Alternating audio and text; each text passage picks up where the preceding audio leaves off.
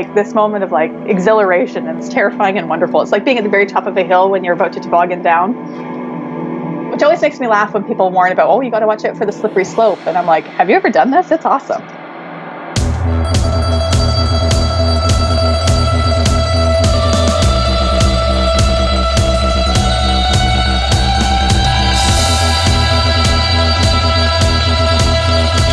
Start the intro on this one because you've got an extra special radio voice today. I do. Welcome to the Deconstructionist Podcast. I'm your host, John Williamson. And I am Adam Narlock. And I have a cold. You sound like you've got a little Tom Waits influence going on here, which I like. You know, it's like a good balance between gravelly and about 2 octaves lower than it usually is. So I had a friend in high school that was a talented musician, and we were all raised in the church, and I found out like he smelled like cigarettes all the time, and like his dad was a pastor, and I was like, dude, are you smoking? Like, can you do that? Like, I mean, of course we all smoke a little bit here and there, sneak cigarettes, whatever, you know, be rebellious. But he's like, yeah, man, I want my voice to get gravelier. It's like, oh. I've had some musician friends who will remain nameless who also tried that same experiment. Yeah, it's like a thing. Like, I need to get a good Kurt Cobain voice, and so I'm going to start smoking. Like, all right, kids, not a good reason to ever start a bad, deadly habit. Yeah, seriously. You sound great, John. Yeah, thank you, man. Thank you. I'm waiting for my voice to go back up to where it normally is. But so we got a little, outside of your voice, we got a little something extra special today. We do. For those of you who have been waiting for some powerful female voices, we have who I'm pretty sure might be one of my new favorite people on the planet. Good grief. Sarah Bessey. Sarah freaking Bessey. So those of you that don't know who she is a Canadian blogger, author, speaker, pastor extraordinaire, and recovering know-it-all. I love that she says that.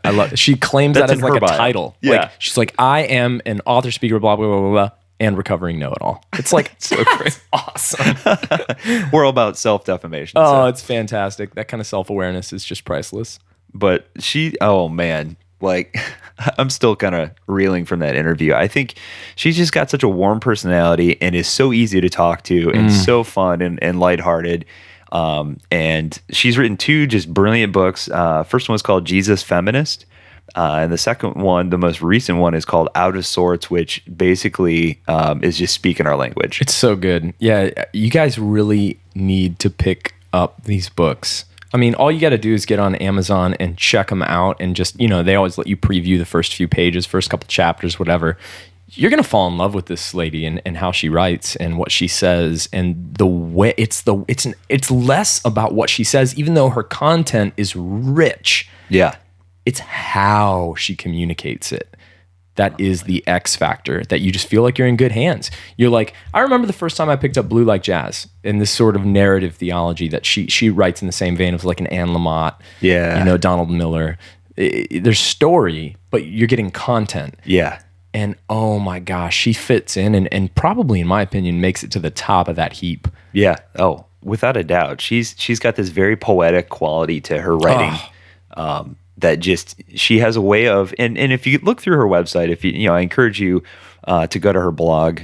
She still keeps it going. She mentions that in the interview, that a lot of folks who started out as bloggers have kind of transitioned into to writing books have kind of left that by the wayside because let's be honest, folks, it's free. Yeah, you don't make any money blogging for the most part. Yeah, and so she's continued to do this because she feels that there's value and importance in that. Yeah. And I mean, most of them aren't super long, but she has this way of just dropping a ton of information on you, writing something truly profound and moving in a very short space. Yep. And go there. Good grief, man. This is really good juice. And you know why I love this? And we're just going to roll tape here. No point in them listening to us before we get her on the line here. But one of the great things that she brought, which we couldn't have planned on, is speaking to those people who are still spinning, still feeling very dizzy and confused and don't know which end is up because they're in this season of deconstructive darkness, this season of doubt, struggling, wrestling. Yeah. Listen up. You've got a guide, a kind guide that is about to take you by the hand, lead you to some new landscapes, let you peer out over the edge off into the horizon, and she's just going to tell you that it's going to be okay. And she does it in just an absolutely beautiful way. Yeah, and I think a lot of you will identify with her backstory. I mean, she, born and raised kind of like on the fundamentalist side, a little more conservative. Charismatic, like yeah. Kind of Pentecostal, which is like, whoa, we haven't had anybody on like that yet. Yeah, we haven't, have we? No. Huh. Which is crazy because that's kind of like my sort of tradition a little bit. Yeah. And so she grows up, marries a guy who is going into the seminary and is going to become a pastor. And then she hits this season of doubt.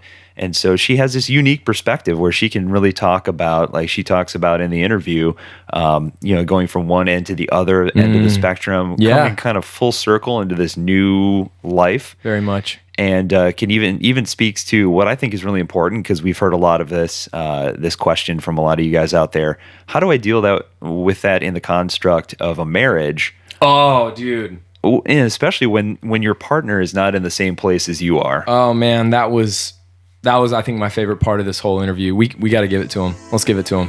Yeah. You ready? Without further ado, guys, Sarah Bessey. Sarah freaking Bessey.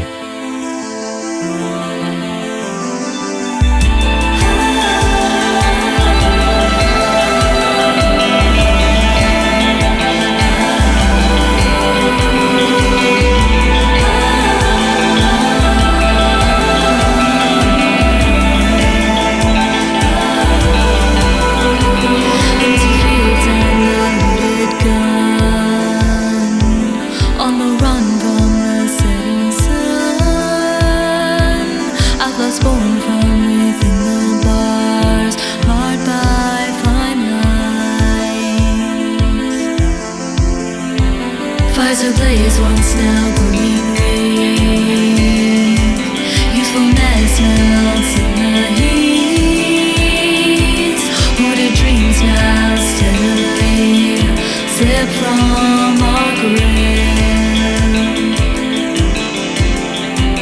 Corridors resent. It's funny because we make the joke oftentimes in regards to our podcast when we get a really good guest on and they say something really, with a lot of gravity to it, and we say this thing is free. Yeah, we're giving this away for free. And and digging through your blog, I feel kind of the same way. I'm absolutely like, wow, like I have a couple quotes, that you had written, and I'm like, man, like that should, like you have to sell this. Like, yeah. What are you doing? Like, So I know. That's the thing that my father keeps telling me. He's like, tell me again why you don't make any money really doing what you do. Oh, man. Well, it's the upside down kingdom, Dad. That's what this is. We're just giving it all away. Absolutely, man. And it feels good to do that, too. It really does. It totally as does. much as possible. Well, it's so much more accessible, I feel. I mean, that's one of the reasons why I'm still so loyal even to blogging and as a medium. And whenever I have, even now, even though a lot of my peers and contemporaries that I came up with blogging, they have all, kind of left the medium or moved on to other mediums. And part of the reason why I'm still loyal is because it's so accessible to people. Absolutely. I mean, one essay on my blog, I can reach 1 million people, and nobody's getting that in a book, right? Like they're not, I love writing books and that's like my great passion. But in terms of actually wanting to reach people, it's hard to beat free stuff on the internet. Yeah. I think there's just a humanity to it also, Sarah. I mean, there's as soon as something becomes transactional, it's not inherently evil, but it is less human as soon as it's transactional. I mean, if you can make it free-flowing, there is so much more connection there, I think. Well, I feel like that there's even this level of you're not really benefiting from it. And so it takes away this sense of like, what's in it for me? Right. Boom. And so that's a big part of it as well. I think people find it a little bit more trustworthy, or they're not maybe quite as suspicious when they feel like you aren't really standing to gain by that. I mean, I'm sure that are some people who do, obviously, if they have, big ad networks and whatever else. But for most of us, I mean, we do it surely because we love it. Absolutely. Because we believe in it and we believe it matters. And so. Well, tell us a little bit about how Sarah Bessey, the blogger, author, activist, speaker, recovering know-it-all, became Sarah Bessey. How did that happen?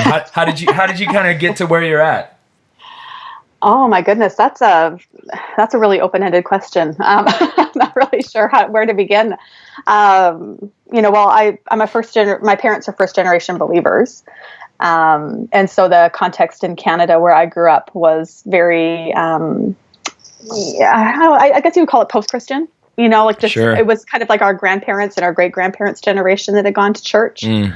By the time it was trickled down to my generation, I mean, I don't think I really knew anyone who went to church regularly or who even had any passing acquaintance with it. And my parents certainly hadn't or didn't. And so when they, had this really radical conversion, that they were probably about my age right now. And I was about the age of my own tinies, or my older ones anyway.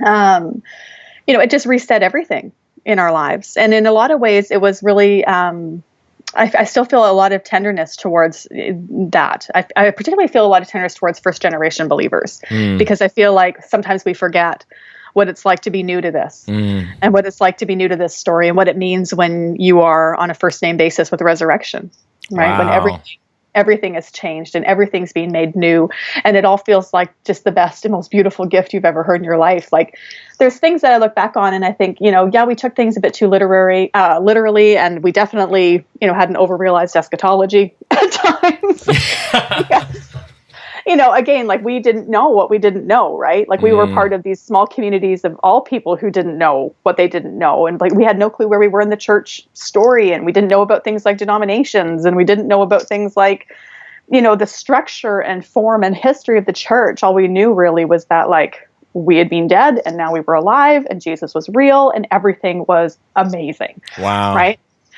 And so, there's things that are drawbacks to that. I mean, first of all, there's lots of people in the church who feel like they have like a really strong tambourine anointing, and that's right. Just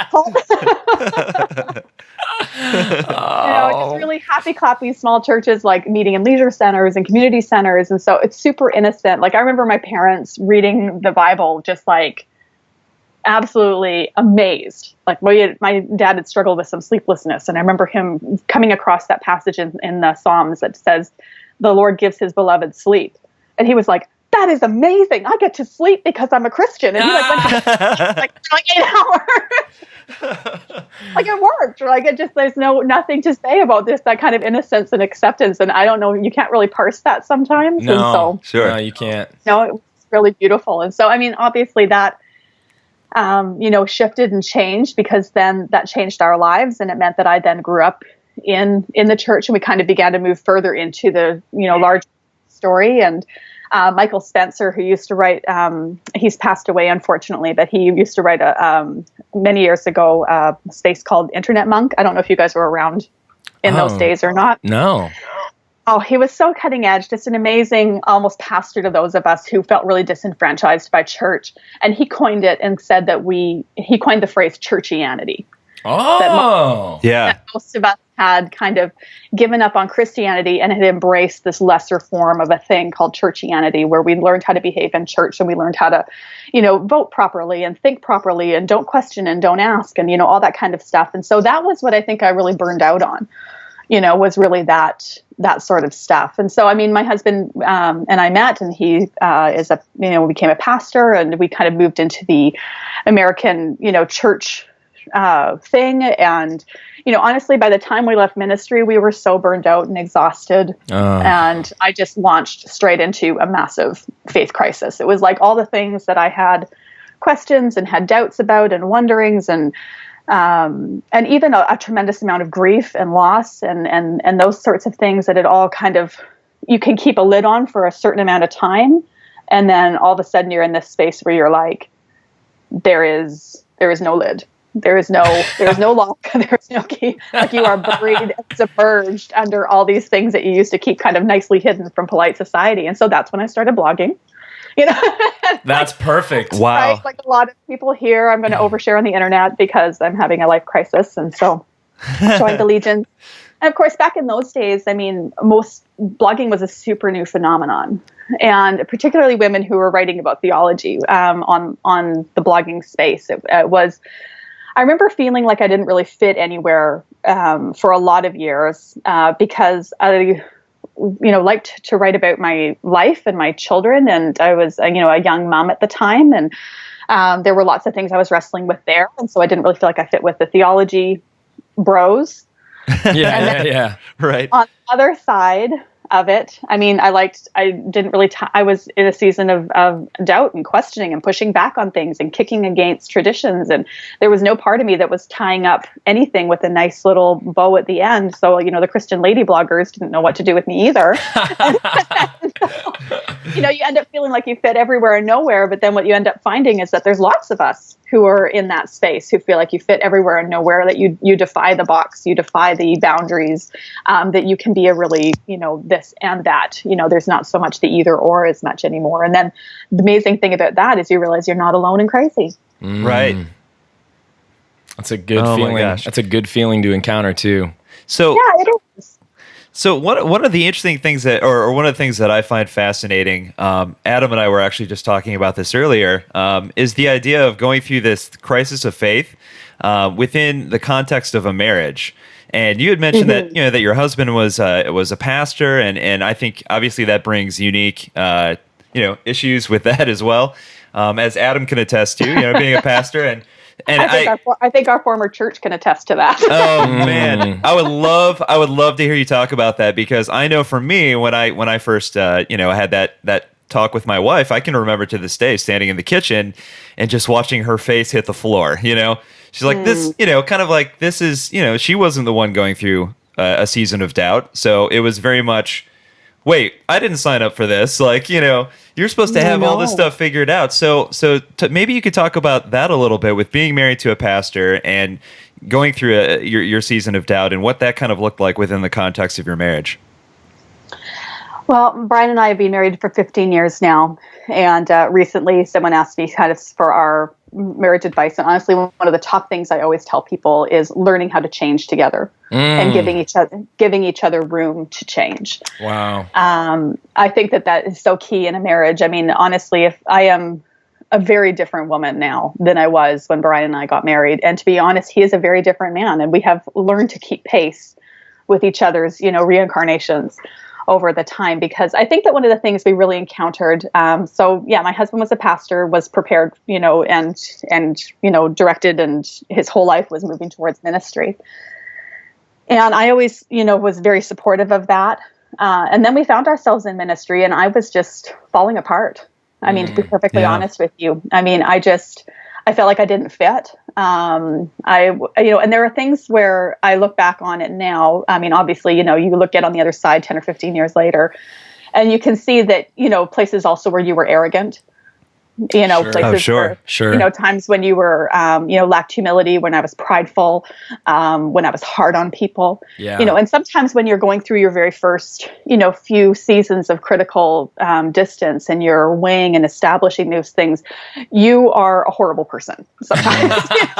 It's just, like, we can just be honest about it, right? Because it's like, now I've had the revelation. Now I have been enlightened, and the rest of you poor bourgeoisie, cattle are not absolutely as enlightened as I am, right? And so we can be just so prideful and arrogant. And I'm like, I look back on it and I'm like, what part of me thought that I was, exempt from the, discipleship just because I thought I was right? Yep. What That's so good. I thought that I got a pass on transforming or on exhibiting and embodying the fruit of the Spirit simply because I thought I had a better opinion now. Oh man, that's good.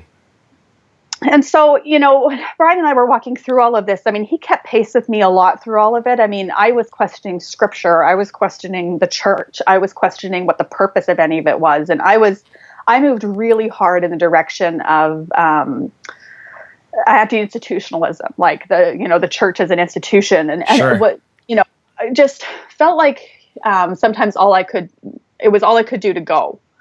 And at the same time, I mean, my husband and I were going through a lot of shifts even within our marriage, in that we were having trouble having children, and we had miscarriages, and we were having these miscarriages in the context of, here's the right formula for prayer, here's the right way you pray, here's how to get your here, and the whole time nothing was working for us. And so I really think that when I ended up leaving church, at the end of the day, it wasn't because of, scripture, and it wasn't because of what I thought about signs and wonders and miracles, and it wasn't because of the language, and it wasn't because of politics, and it was really because I felt like there was no room for my grief.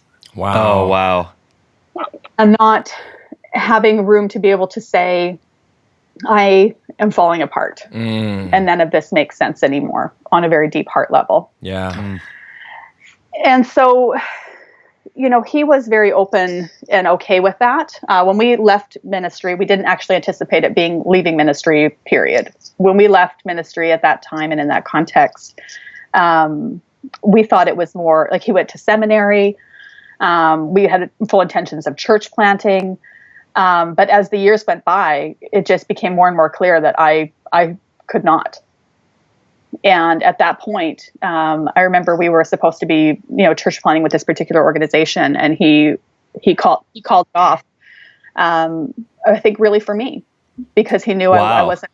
He went and got another job. He reset his entire vocational work. He started off at the bottom of a whole new career. It was super difficult for both of us because I felt to blame. I felt like it was my fault. And he didn't resent me for it, which I think was just, almost a miracle. I remember him and I talking, because the thing that happened during this time is that I tacked really hard to the left and he tacked hard right in response to sort of some of those things. And so he was like wanting denominations and wanting structure and wanting seminary and wanting all the, the security of that. And I mean, the most I could manage was like talking about Jesus in the pub. Right? Like, Yeah. The most I could manage for a long time. And so, learning how to love each other well while we were in disagreement, learning how to not make it more important than loving each other well, seeking to serve one another, putting each other first, giving each other's needs preference. When Brian needed to go to church, I went. And I went a lot. Wow. Even though I didn't really want to. And when I couldn't stomach the idea of being a pastor's wife anymore, he left ministry. And, sometimes that's hard for people to hear. But at the same time, Brian and I look back on it and we honestly think we couldn't have done anything different. We wanted each other. Yeah. We didn't marry ministry, and we didn't marry certain political opinions, and we didn't marry certain understandings. And then the beautiful thing about that is that now, all these years later, we feel like we've swung really close back together again. I mean, I anticipate at some point, Brian and I ministry, we have reimagined ministry. We, understood what it is now. I mean, the funny thing is that the Lord brought me back to church. Wow. It made me very, I'm like an official church lady now. Like I teach Sunday school and I bring people casseroles. Like it's bananas, It's like Saturday Night Live, man. Dana Carvey. Yeah. Totally am. And so, just life is long, I feel, and sometimes giving each other some room and removing even the urgency has been really important for us, and learning how to navigate that. I mean, there's still places where Brian and I are in disagreement, theologically. Sure. But we've gotten to the place now where we just so completely trust the Holy Spirit's work in each other. And we're so aware of the fact that we both have been wrong. And it's okay to learn from one another and to let each other be wrong and to move together. And so, I mean, I don't know, it's sometimes more of a dance than a science. That's for sure. Yeah, I think absolutely. I love what you just said. I think we've had a lot of people reach out to us, through our podcast who, men and women who are trying to figure out that kind of tightrope walk that you have to kind of perform, when you're in a season of doubt within the constructs of a marriage, Yes. especially when the other person isn't in the same place as you are. So I think that was absolutely beautiful, and it's going to benefit a lot of people listening. So I wonder if I might, Sarah, just before we get into talking about some of your work here, one last little thing I'd love you to say about this. Like John was mentioning, we've had a lot of people write in, and some of the people that are listening to this haven't had the experience that you have, where the people surrounding them were committing to them, and they were open to, kind of walking through and wandering through this and allowing that to be what it is while still committing. There's a lot of people that feel this intense stress, pressure, and anxiety from the outside that they shouldn't be doubting, and they shouldn't be going through this season, and they shouldn't be any of that stuff. Do you have any words of comfort, wisdom, advice for people that don't find people allowing that to happen? Well, first of all, I mean, I deeply understand it because my husband stood in stark contrast at times to the way that a lot of people were with us. I mean, we often received a lot of judgment because of the choices that we were making to choose one another, because they saw me as a liability to him. Wow. Right. And everybody wished that I would just get in line, smarten up, and said as much to both of us, right? That I was, costing the man of God his ministry and that's heavy. all that kind of stuff, right? It's a big burden. It's a lot of shame to carry. And to be honest, I carried a lot of it. I mean, the problem is that you hit this point when you cannot be intellectually and spiritually dishonest anymore. Yep. And once you hit that point, no matter how much guilt and shame you feel like you have to be at the very least honest. Man. And that is a tremendously beautiful place between you and the Holy Spirit. But to outside eyes, it can be terrifying because oftentimes to other people, they haven't let themselves get to that point, right? And so sometimes you can be a threat. You're perceived as threatening the community or the church, or you're threatening the young people, or you're threatening like all these other things. Yeah. I don't even, it's one of those things where I look back on it now. And so if someone is in that season, first of all, you find the few people who are willing to walk that with you and walk with them and stay with them. And sometimes you find them in your real life community, and sometimes you might find them online, or sometimes you might find them, in books or in a lot of different places. But I really don't think that any of us are made for community with 500 people. And so if you find a nice handful of people, or even just one or two, to walk with you, that it feels a lot less lonely. And then even on the other side of that I think the thing that is good to hear and understand is that it is such a normal and good part of your spiritual formation, that you are not wrong, that you are not bad, that you are not evil, that you are not, that you are rocking a boat that probably needs to be rocked. To be perfectly honest. And absolutely. So, one of the things I learned when I was writing my most recent book was I was reading the study by James Fowler that talks about the 6 stages of spiritual formation. And he goes through all of them, like, you kind of have your first and your second. And, at that third stage, you kind of are in this time of like, everything's, this kind of like mythic, literal, black and white, if this, then that, anything that's an outside thing is perceived as a threat. And then you progress into, your stage 4, which is like your angst and struggle and that doubting season. But the nice thing is there's something on the other side of that, right? That's not where you stall out. You don't stall out usually on your angst and struggle and doubt. You push forward into stage 5, and even, some people into stage 6 of like this sense of like universalization and love and wholeness and redemption that's there. But the thing is that our churches and communities are actually structured and work best if you stay in stage 3. Right. And so when you're the person that's moving out of stage 3 and they're like, wait, this whole thing works if you are black and white, and if you think this way, and if you don't rock the boat, and now you're perceived as a threat. I mean, It's hard not to internalize that, but I think it's a beautiful thing to realize that you're not alone. It's completely normal. It's completely healthy, and that the Spirit may very well be breathing in those things that are terrifying other people about you. Yeah, absolutely. Man, absolutely. So James Fowler's work, and wasn't he influenced quite a bit by Paul Ricoeur? Yes. Yeah, absolutely. And how did this make its way into your hands and start to influence you in this beautiful book? By the way, we're now talking about your book, Out of Sorts, correct? Yes. And we want everyone to pick up a copy of this because, my goodness, number one, just your almost prophecy. It's beautiful. You're a powerful writer that writes with it, and also a very warm, inviting hand, and it's just beautiful. I think everybody should pick up a copy of this book. So tell us a little bit about how you came to write this book, how guys like Fowler and Ricoeur, who are, people probably listening to this, especially if they were raised in the church, are going to be like, who the hell are those guys? Why haven't I heard of them? What the heck is going on? 6 stages of what? What? First naivete, second naivete. What the heck is what? I know. At some point, you start to realize like you've been here for a lot of years, and yet you feel like you know nothing. I love that feeling. Yeah. It's a great feeling. I'm addicted to that feeling. I know, right? It is just like this moment of like exhilaration and just knowing that you're on the precipice of something that's just going to, reset or reorient you, right? It's terrifying and wonderful. It's like being at the very top of a hill when you're about to toboggan down. Yes. Yeah, Yes. so it's a good feeling. So good. I know, which always makes me laugh when people warn about, oh, you got to watch it for the slippery slope. And I'm like, have you ever done this? It's awesome. Yes, yes, yes. Oh, that's beautiful. Like, careen down that slippery slope and see what you find. Like, it's good. Yeah, yeah, feel like you're backsliding. It's amazing. yeah. Joyful. I think that's the thing that sometimes people have a hard time with is they think that if you're sometimes in a season of doubt, it's hard and it's difficult and it's disorienting.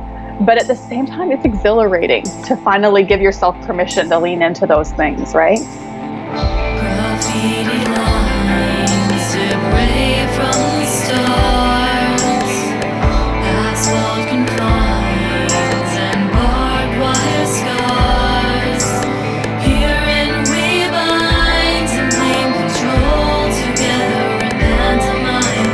Visions equalized by the cardiac chambers of our souls.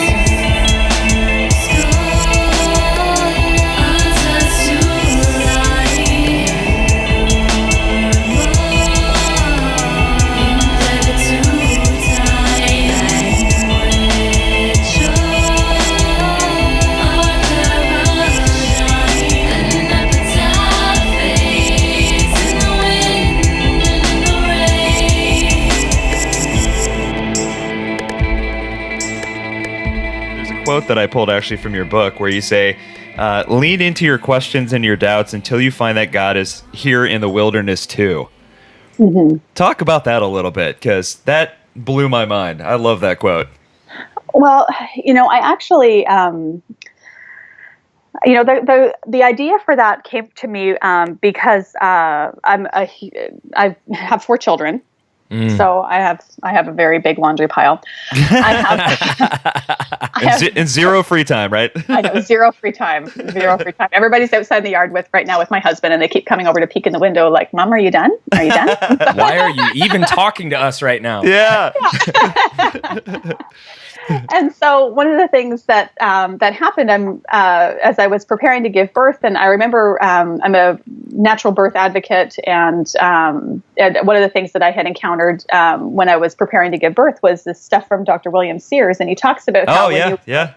in the middle of giving birth that you kind of enter into this cycle. He called it the fear, tension, pain cycle. Yep. Right when you're in the middle of labor. And so, you feel afraid, and so you get really tense, and then that increases your pain. And the increase of your pain means that you get more afraid, and the more afraid you get, the more tense you get, and that increases your pain. And so oftentimes you kind of get caught in this resistance vortex that just intensifies. You're terrified and you're in pain, and it just keeps increasing. And so the thing that he, recommended, or he said, is so counterintuitive to what we think we should do, which is fight against the pain, resist it, medicate it, whatever. But instead, the only way to release it and disrupt the cycle is to lean into the pain. Oh, and wow. I was like, this is bananas. And then I went in and had, I've had 4 children now. Yeah. And all of them, I give birth to 3-month-olds. And so my husband's like, and they're all like 10-pound babies, 9-pound babies. I have huge babies. And I discovered when I was in the midst of labor and delivery, just this tremendous metaphor of being true. That the only thing that disrupted the fear was, instead of fighting against the pain, was to lean into it. To train my body and my mind and my soul to lean into that pain, to work with it. And that is what freed me from fear, freed me from tension, and allowed me to bring forth new life. And so then later on, when I was kind of, sometimes I feel like I was looking back on this season of tremendous upheaval and deconstruction. And I felt like I was moving into a new season of reconstruction. I was moving into this thing of saying, okay, I've torn it all down. I've burnt it all down. I don't know what I think about anything.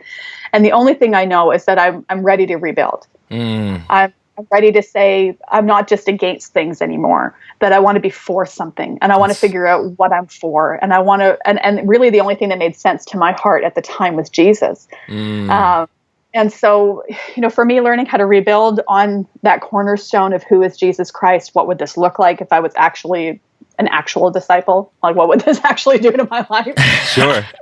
And so I remember just having this really strong sense of like, you need to lean into the pain. this metaphor was so applicable to all of my spiritual formation that it was only when I was fighting against it, when I was trying to medicate it, when I say medicate, I'm not saying anything that is about, that's slandering anything to do with mental illness or depression or anything else. I'm not at all talking about that at all. I'm talking more about like numbing it. Sure. Right. So Sure. maybe the wrong word, numb it. So if we want to, numb the pain, we want to pretend the pain's not there, or we want to fight against it, or we want to run away from it, or we want to flee from it, or whatever it is. And yet all that does is increase our tension within it, which increases our pain, which increases our fear. And, we just kind of continue to stay in this vortex that feels so unbreakable. And the only way really to set yourself free from that is to lean into that pain, to go chase right to the very center and depth of the questions you have, the doubts you have, the pain that you've experienced, the suffering that is unanswered in your life, the injustices in the world, and to really stand before God and say, I need to lean into this. I need to follow this all the way down. And I think the thing that I discovered is that that's where the release is. Wow. That's what disrupts it. That's what breaks it. That's what sets you free. That's what opens you up to this whole vista that now you get to walk out into and say, okay, I have no idea where anything is. It's like I've moved to an entirely new country. Nothing makes sense anymore, but I'm out in the wilderness and it's okay. Man. Wow. Some of the things that you were saying are so wonderful and so insightful and that aha moment. It's like, oh my gosh, I need to lean into the pain. But it's also so counterintuitive because the way our brains are wired is no, get away from the pain, avoid the pain, circumvent the pain, whatever. But it's counterintuitive to lean into the pain. So do you have any maybe suggestions on how some of the people that are experiencing that can start to do that in their spiritual life, their interior life? There's a lot of different ways where people can do that. And I think one of the things, even I remember when I was writing the book, I really did have this sense of wanting to write something that was not necessarily prescriptive. Someone who wrote, I think, what is an excellent book that's very practical for that kind of stuff was Kathy Escobar's book, Faith Oh, Shift. yeah, absolutely. Right? I don't know if you guys have read that or not. Just phenomenal book. Yeah. And it's very practical in terms of like, here's what you can do, and here's how to navigate it, and here's how to figure out how to deal with people and everything else. And I found that incredibly helpful. And so but for me, when I was writing this book, for me, a big part of it was that I didn't really want to come back to people who felt like they had no answers and they didn't know what they were doing. And then to show up and say, well, here's a nice, new, tidy set of answers. Go ahead and take these and everything will be fine. Right? And so, I think that part of it was this sense of when you are leaning into the pain, it can look really different for where you are and for what those issues are, for what those questions are. Sometimes it can be a process of years. Sometimes it can be an untangling. Sometimes it can be a very quick, sort of release and experience that you kind of have. Sometimes it's talking to people. Sometimes it's reading books that you've never allowed yourself to read. Sometimes I feel like one of the first things that happen when you begin to change your mind about stuff is you begin to think that the people you've always disagreed with maybe actually aren't completely nuts after all. Wow. Yeah. Yeah. That's almost the first thing is you're like, wait, I've always thought they were completely wrong and didn't, love anything to do with God. And yet all of a sudden they are making absolute sense. So something's gone crazy here. Absolutely. I know that. I know that feeling. Right. It's just kind of one of those feelings where I remember, hearing all these people, hating on liberation theology. Yeah. Right? Just yeah. These, leftist, liberal, Latin American theologians. And then I started reading it and I was like, this stuff's amazing. Oh, This is absolutely amazing. Everybody should be reading this stuff. This completely resets. And so then I remember feeling this sense of like, what is the matter with, theology departments in these, big, huge schools that they aren't reading this stuff? Like absolutely. Because it's disruptive and it's threatening and it's, it's not part of the approved message. It's not coming down the, the white theologian mountaintop, Absolutely. There's no man on the mountaintop here. Instead, you're listening to like Latinas or you're listening to like, all this stuff from workers. And, it just was like, oh my gosh, this is amazing. But I remember having this sense of like, almost like I was doing something wrong the first time. Yeah. Yeah. I remember somebody telling me one time they had that same feeling when they started reading Richard Rohr. Because they'd been told so long that he was like this mystic and this, new agey, whatever. And of course, I'm charismatic and grew up in the charismatic church. So I'm like, I have a really high threshold for woo-woo. Yeah. Really high threshold. And so I was like, whatever, I'm all over being a mystic. Like, I think charismatics are our generation's mystics in a lot of ways now. I agree. Yeah. I completely agree. And if you ask Rohr himself, he would probably argue that he's more orthodox than most people, that Absolutely. Yeah. Right? It's so funny how, like, that very first time when you kind of like just start dipping your toes into like these waters that you were always kind of forbidden to you, and then all of a sudden you realize that like Jesus is there. The Spirit is there. That truth and the story of God is so much bigger and wilder and more inclusive and beautiful and weirder and generous than you ever could have imagined. And Yeah. look at all these people. Look how big the family is. Yeah, that's beautiful, Sarah. That goes right along with what so many of our guests have said before, and that's a message that we're not planning on bringing out over and over again. It just keeps happening. I remember what Alexander Shia said. He's one of the first people we interviewed, and he said, one of the beautiful things about the Gospels is at the end, they didn't name the mountaintop because this was the evidence of this cosmic Christ that, we don't have to bring the Christ everywhere. We go everywhere and realize the Christ is already there. Absolutely. Absolutely. And I think that that's a huge shift. I mean, one of the final things that my husband and I think probably, in all honesty, we're probably still unpacking, was even what we called like our evangelical hero complex. Oh, right? yes. Right. This idea that like it's up to you to save the world and up to you to change the nations, and full-time vocational ministry is the top of that hierarchical chain, and anything else is just pew fodder. And, you're just financing the real work of the ministry, and you've got to, all this other kind of like bullshit that you end up sort of sitting with. And it gives you such a complex about things. But then on the other side of that as well, it creates this idea of like us and them. Like the gospel doesn't show up until I show up. Like, give me a break. Give me a break.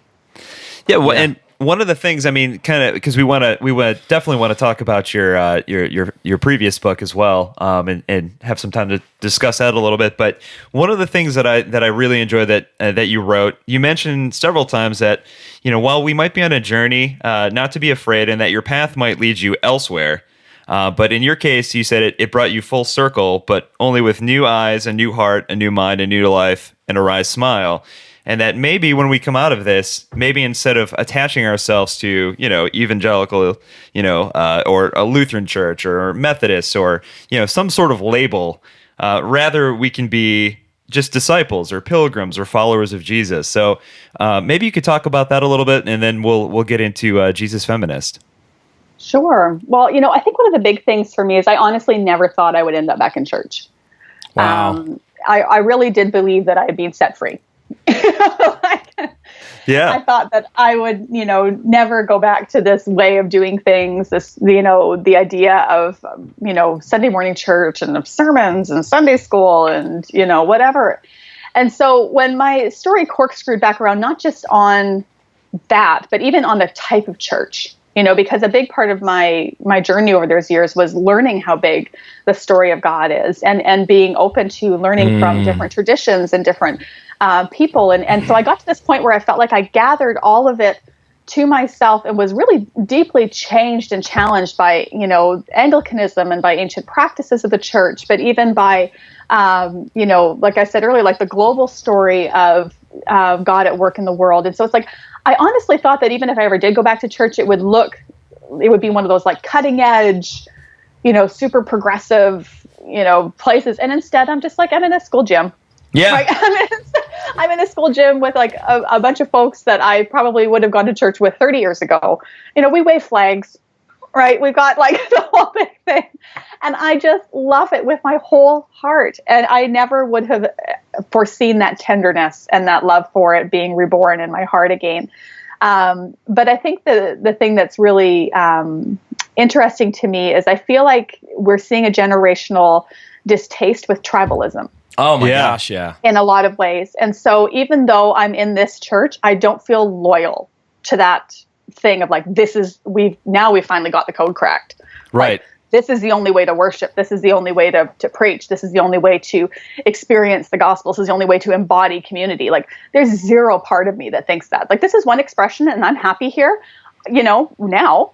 Sure. But at the same time, I just can see so much more, that so many different expressions of faith and I can look at it and bless it and even long to be a part of it and participate in it. And I think that's one of the things I've loved most about traveling and preaching and speaking these last few years is it has just given me such a renewed love for the church.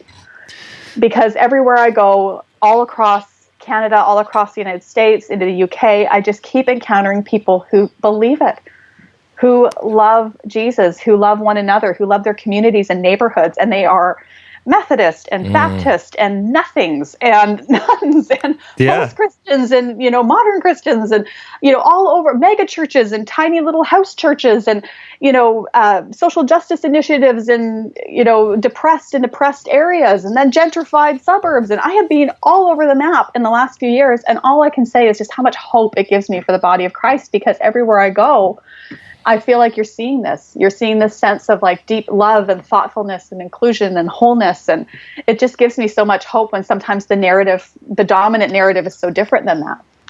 Oh, man, that's beautiful. Gorgeous. That actually covered my other question, so thank you. I was just going to ask, how do you kind of maintain that label-lessness, if that's a word, and still kind of plug into a church community. And, and I think one of the things that you pull from in some of your work is obviously one of our favorite people, Phyllis Tickle.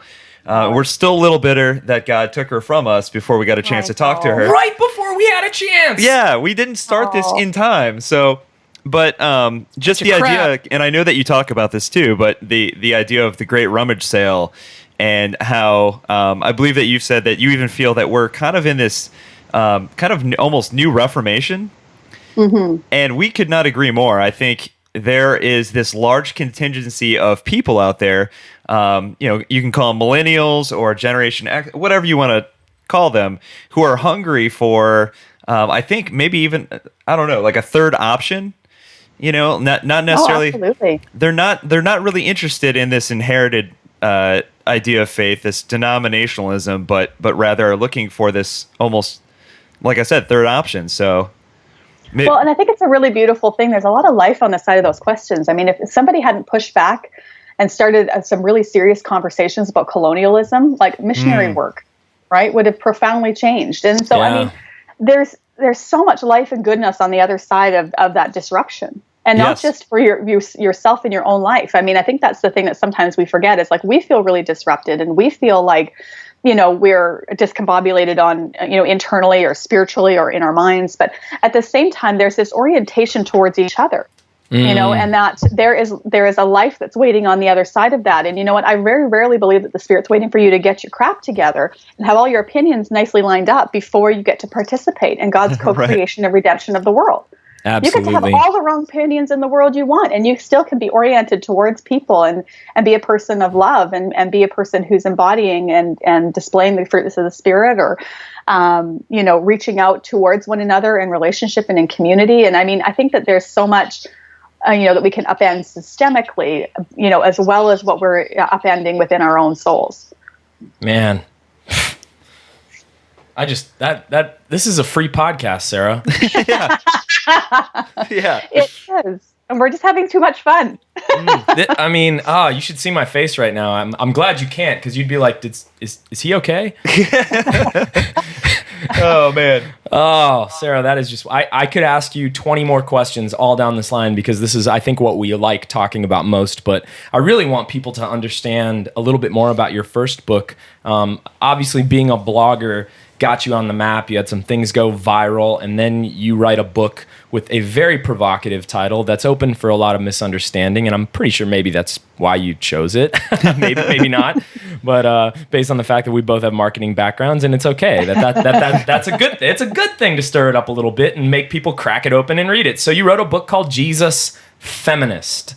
Yes. I mean, to a lot of people, from the quote-unquote feminist camp, or from the quote-unquote evangelical camp, or from the quote-unquote kind of weird middle that, kind of oversects both of those.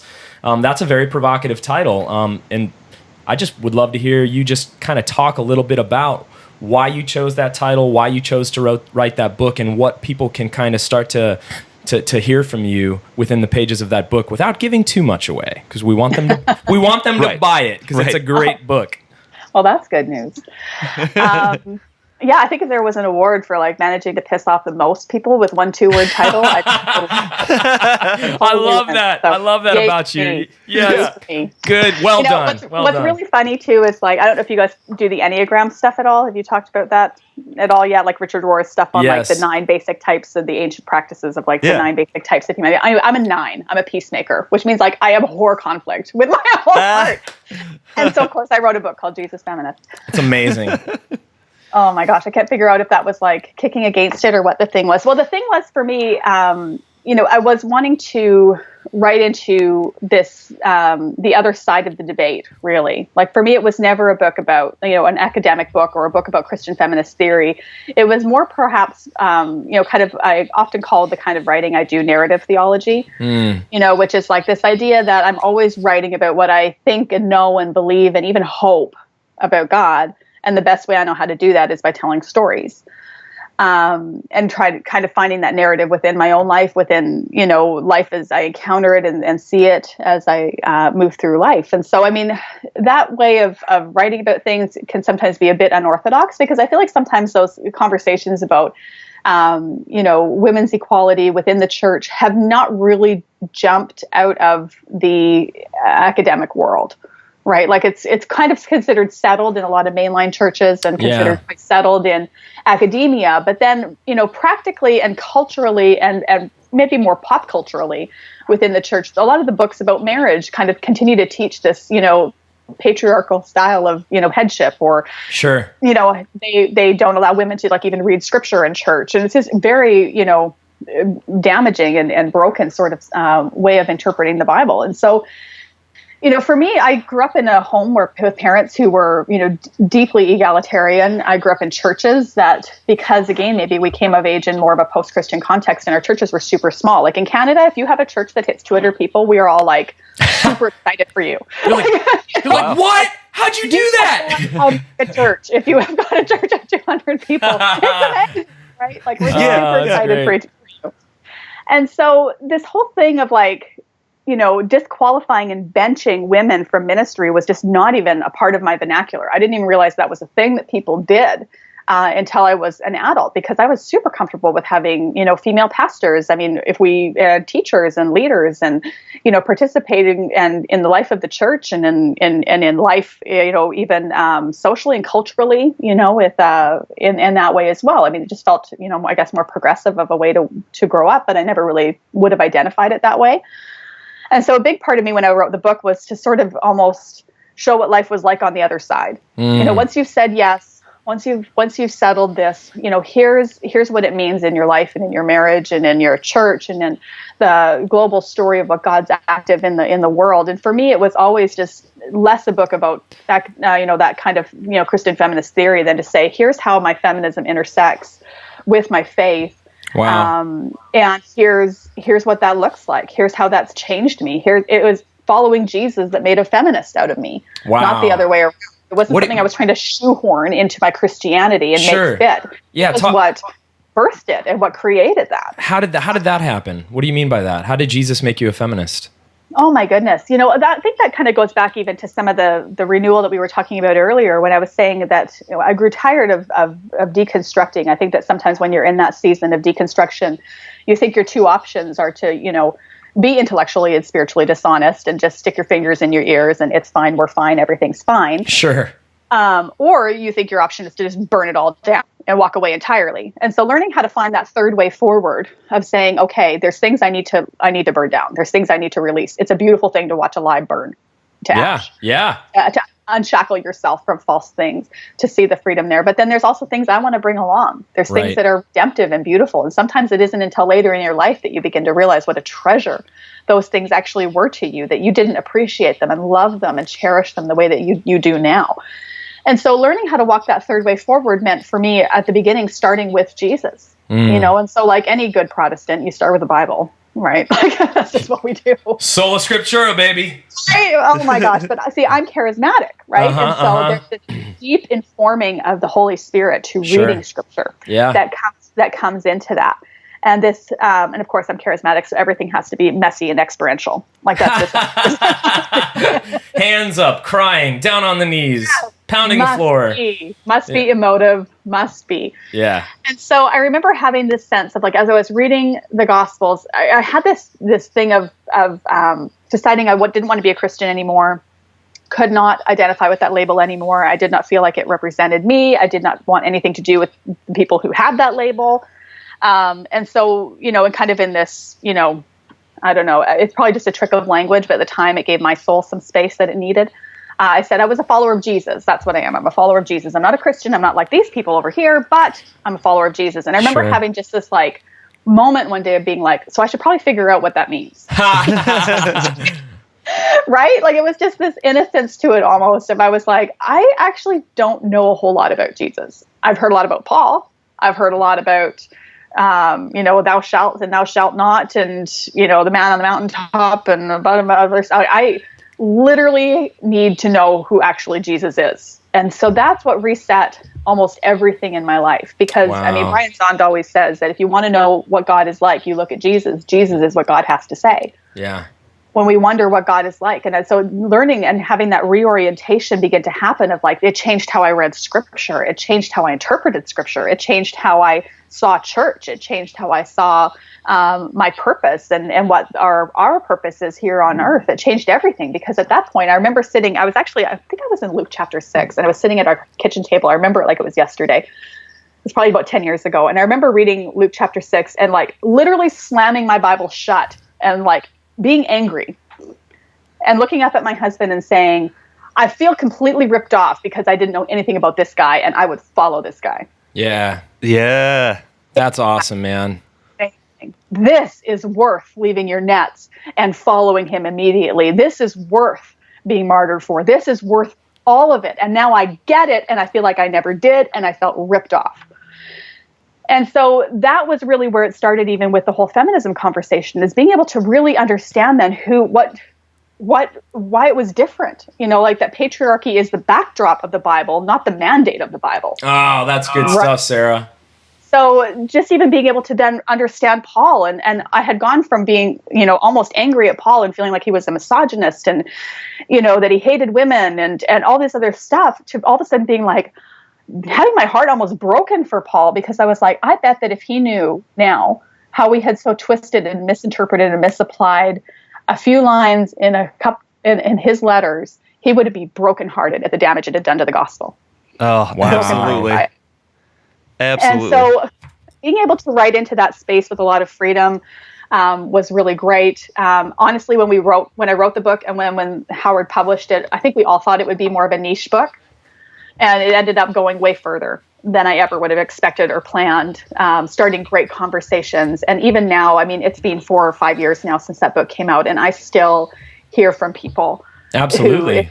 It blows my mind, and it makes me just feel so aware of the fact that when the Spirit is at work, like I literally feel like I just wrote it and it's like, and now the Spirit's at work, right? And it just is going where it needs to go and does what it needs to do. And it takes that little nothing thing that you did and makes something really beautiful and redemptive and good about it.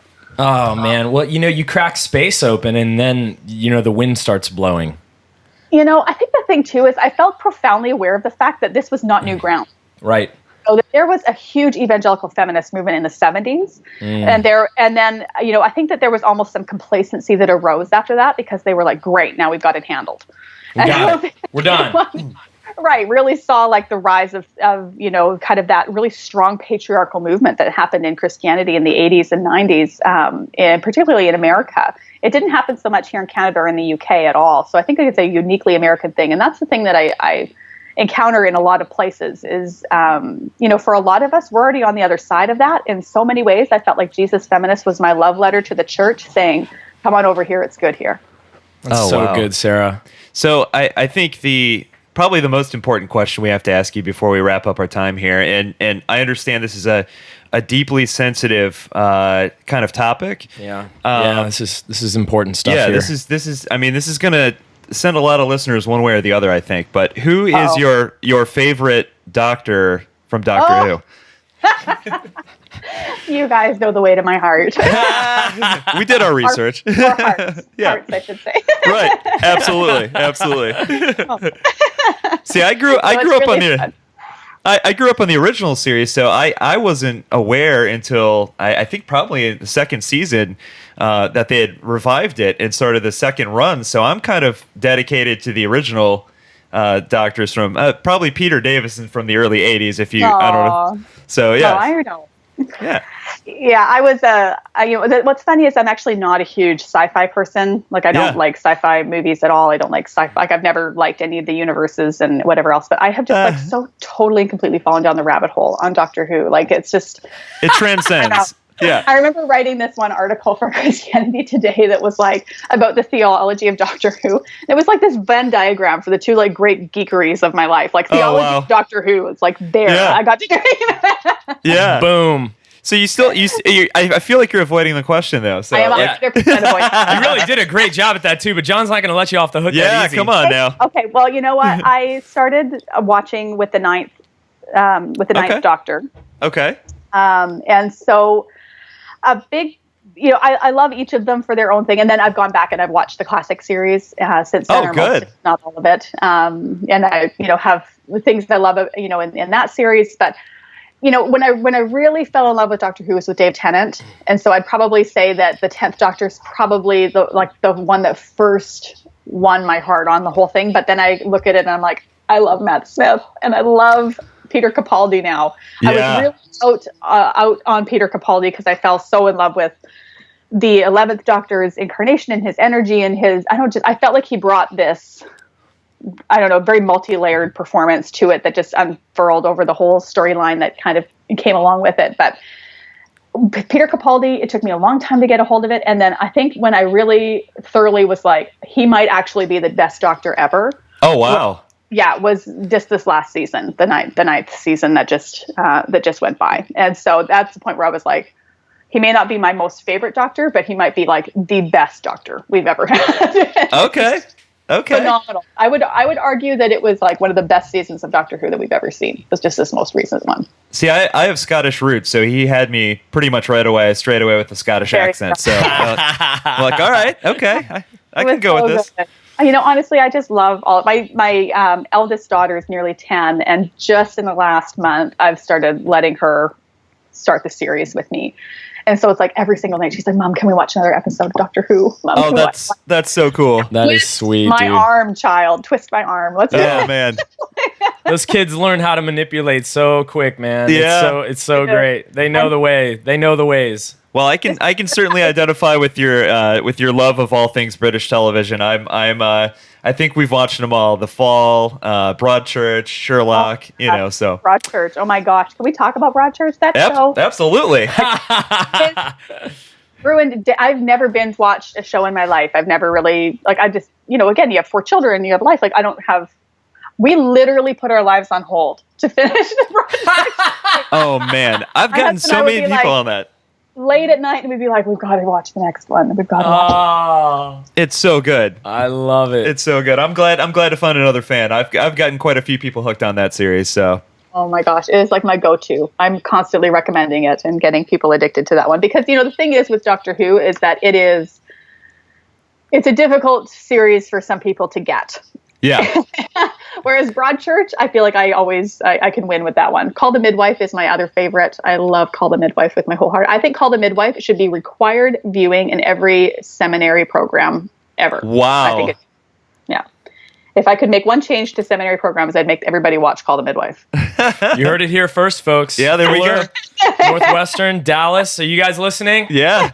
Sarah Bessey says. It will change everything. That's beautiful.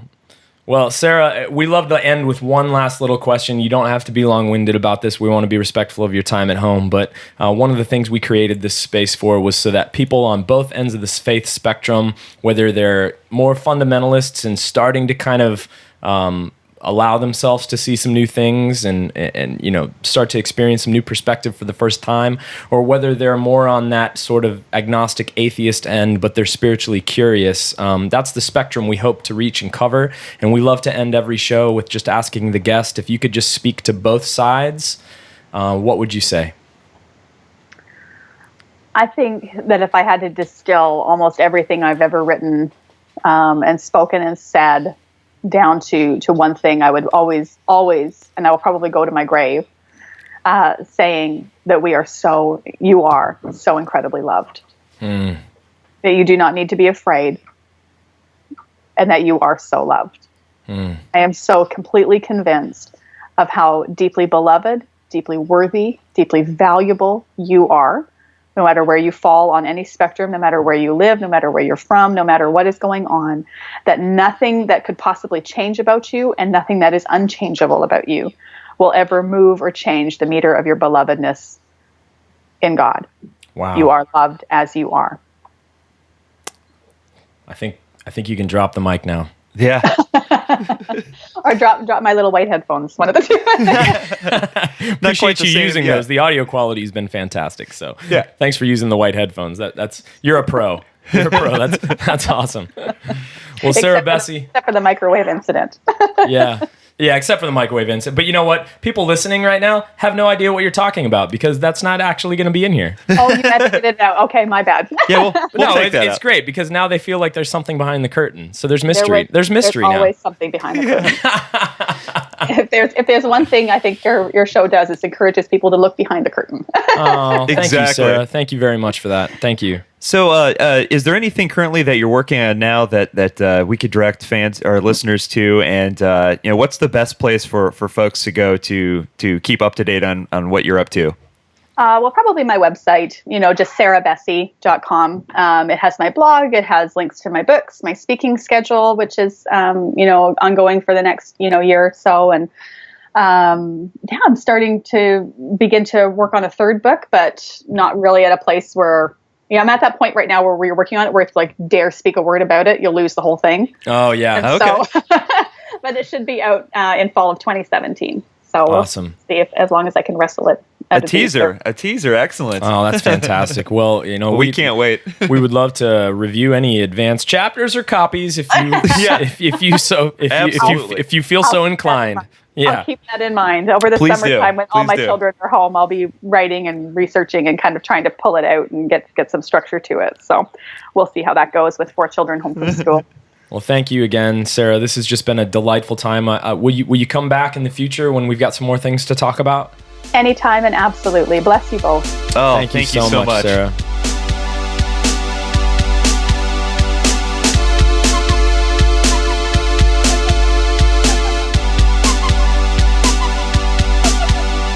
Shaken so suddenly, so come out whispers within. Drifting at the heels, a reaper green. The crystal side alone can go undetectable. By mirrors with claims untold. Stalwart bones who fell in mine. With free hands on shackles to bind.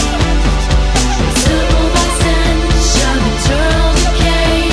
Along with the error of the wreckage that is required. Wow. I now completely understand why so many of our listeners have been like, you need to get female voices on. Holy crap. Yeah, for those of you that wanted female voices, Adam and I were just talking about this off mic, but she might be one of my favorite humans on the planet now. I was making a little heart with my hands. Yeah. And putting it over her little Skype icon, and it was a little creepy. Yeah. But I was just falling in love with everything she had to say, and she's just so genuine and wonderful. I make little heart icons over your face too, man. Like right now. I may have mimed "I love you" a couple times. This is one of the other things we were talking about that I find just absolutely impressive about what she does is not only. Now, if you haven't gotten a chance to read her blog, at the very least, like we said, it's free. Go to her website. She's just such an amazing, beautiful, just loving writer. But there are definitely people out there who are gifted writers. Just gifted with the written word, but don't have the best oration skills, shall we say? Yeah. We know some people like that. But she's just gifted on both ends of the spectrum, man. Dual threat. Wow. Yeah. Like I noticed a couple times both of us were like we had questions on the list, and she just totally just crushed a question without us even having to get to it. So we're like, no, we'll cross that one off, and then we'll cross this one off. I'm going to say this, and this is a big statement. Yeah. And, she talked about Enneagram. I'm 7. I'm, extremely enthusiastic and positive, like almost all the time. What are you talking about? I don't know what to do when there's no hope left. So this is obviously a Enneagram 7 type comment, but I'm going to say it. I think we found our new Phyllis Tickle. Yeah. Like, she's young. She's so wise. She so gets it all from that big, like 50,000 foot view perspective, like Tickle does. Yeah. And I mean, she must be heavily influenced, but like so many times the way she was talking about the entire state of this whole thing. Yeah. From the dark end to the light end, or however you want to talk about the differences, from dark to, from losing to finding, the whole narrative seemed to just unfold in front of her. And she could just talk about the whole thing with this level of wisdom and expertise that I was just like, I was not expecting that. No. I've read her stuff, I've listened to her, but when we don't send people notes on like what we're going to want to talk about. No. It's all off the cuff, and she was just all over it. Like I was like, I'm in the hands of an expert right now. Yeah.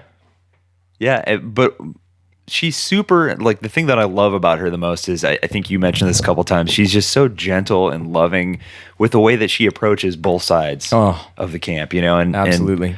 I think that's a gift and a talent that not everybody possesses, and it comes through. I think this interview was so timely for where we are in this sort of season of our podcast. We're still like, still freshmen. Yeah. And we've gone after a lot of the people that we just, naturally gravitated towards. And if it wasn't for our listeners, and if it wasn't for us going on this journey, I probably never would have run into Sarah Bessey's work, her name, her voice. Yeah. And here we are landing this person that was able to speak into what is a very delicate situation, a sensitive situation, this losing and finding and deconstructing and reconstructing and disorienting and disassembling and, all that kind of stuff with such loving, warm wisdom, where it wasn't like, no, don't do that. And it wasn't this like, I've so transcended that now I'm telling you guys what it's going to be like later. It was this like, I get it. I'm there, but I'm also not there. And here's some other things to expect. And I understand it. And don't be afraid. And it's okay. Yeah. Dude, I just feel so hugged right now. Man, I mean, and she just has a poetic way that she puts it, where she talked about leaning into your questions and your doubts until you find that God is here in the wilderness too. Boom. Like there is no place you can go where God does not already exist. Absolutely. Absolutely. And the whole idiom or metaphor or whatever you want to call it about leaning into the pain and like how counterintuitive that is, but that you have to do it. And that's the only thing that's going to break the cycle. And so many people listening right now, you feel like you're in some kind of weird cycle that's sucking the life out of you. And I'm not claiming to know who you are or your situation. And I'm not saying that this is a quick, easy, like, well, hey, just do this and you'll be fine. I'm not saying that. Right. What I am saying is maybe taking Sarah's advice or wisdom or whatever and applying it and realizing that, you're wired to avoid pain. You're wired to avoid shame, guilt, separation. You're wired to, avoid all these things. And one of the things I kind of heard her say is, using that childbirth analogy is, I mean, I'm sure I've seen those natural births, man. Your wife did one, right? Yeah. They get the like cool little jacuzzi. Yeah. Right. And it's like, okay, maybe that's the jacuzzi's important because you're trying to tell yourself like, yeah, the pain is telling you to tense up. You need to relax and lean into it. Yeah. And it's like, okay, if I had one takeaway from this episode, my takeaway is, all right, grab a beer or a glass of wine, get your ass into the jacuzzi, and lean into that pain. Yeah. Yeah, and do it with a friend. Do it with get into the jacuzzi with a friend. Wear your swimming trunks. Or not. Or not. Depends on your level of weirdness, Grab a beverage of the fermented persuasion if you're into that. Yeah. And lean into the pain. And she said you'll find these new vistas open up. It'll make leaning into that pain not just worth it, but like more than worth it. Yeah. Unbelievable. We could go all day. Man, like the other quote that, and I'm definitely putting this one up on the Instagram, but the one quote that she has, and I think it was one of her blog posts, I think about, maybe it was the one about leaving evangelicalism. Yeah. Why is that so hard to say? Because it's a big word. But she talks about, when she's really, I felt like at this place at the end of that article where she's talking to, people who may be going through similar journeys. And Lord knows that there are tons of you listening to this podcast who have reached out to us who are going through that exact same journey. And it seems like your whole life, most of our lives are built upon this structure of faith, right? Sure. So when that starts to crumble, it starts to disrupt all aspects of our lives. So, there's a lot of doubt. There's a lot of unknowing involved in going through one of those journeys. And she in a way that's just so beautiful, she's speaking to all of these people reading her blog. And she just says, look, you aren't condemned to wander forever. Remember now, after the wilderness comes deliverance. And you're like, oh, it's going to be okay. Jeez. Yeah. Absolutely wonderful. Man. Yeah. Yeah, I got nothing else, man. I hope everybody enjoyed that. This is going to be the summer of Power Women. Yeah, hashtag Power Women. We've got so many good guests for you guys. We just want to thank you, those who have come along on this journey. We thank you at the end of almost every episode, because there's not a day that goes by that John and I don't look at each other and go, we are so lucky. Yeah, we get to do this. And it's important. It's important to you guys. It's important to us. And we're so thankful. So if this means something to you, absolutely. If you feel compelled to, you don't have to, but if you feel compelled to, we do have a donate option on our website. We appreciate every dollar, every cent that comes in. It helps us to continue to put out the best product that we can put out, and of course manage our wives' blood pressure. Yeah, exactly. Because there are costs associated with putting out this podcast beyond just time constraints and that sort of thing. And of course, we do have that trip to New York planned this fall. We've got some great guests coming up that will slowly start to release some of that information, but we're going to go there, do some live in-person podcasting, and maybe even an opportunity for those of you that live in that area to come out and meet up with us at a bar. That'd be so fun. Have a drink. We have to do that. So we have some great opportunities, and we do have that Patreon campaign is in the works. We just got to put together a sweet video.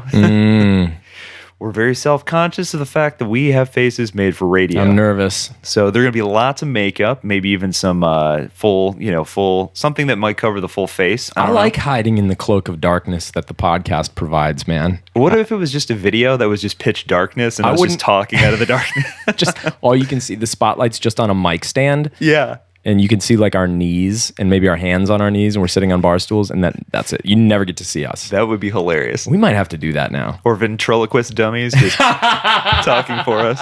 That'd be so great. But that's coming out soon. Yeah, we love all of you guys, and we understand that, we try to play this whole podcast thing with a light hand, some brevity and some fun and some humor. But look, if you're listening to this, we know this is serious stuff. And what you're going through is legit, and we're here for you. So reach out via Twitter, email, Instagram, do whatever to connect with us, connect with others. Yeah. Our forum has been a little quiet lately. I feel like the forum is something that people. There's just not a lot of forum activity because we post this on. You're probably listening to this on iTunes or on a podcast app.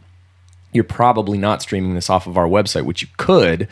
But it doesn't make people want to go to the website. But we just always want to remind you there is a forum, Deconstructionists Anonymous, and it's a safe place. Mm-hmm. And it's on our website, thedeconstructionist.com. Yep. So go there, click on the link for Deconstructionists Anonymous, and you can post on the forum. And we have been getting a lot of feedback lately for those of you who are really struggling to find a community or a safe person in your geographical area. That would be a great place to reach out and see if any other people are in your area that might want to start, even just going out for a coffee or something. Right. We appreciate all the reviews on iTunes. That helps keep us visible. Yeah. If you want to trash us, maybe don't do it on iTunes. You can be as honest as you need to be, but we would love the opportunity to respond if you absolutely hate what you're hearing right now, but you've still chosen to listen to the entire episode.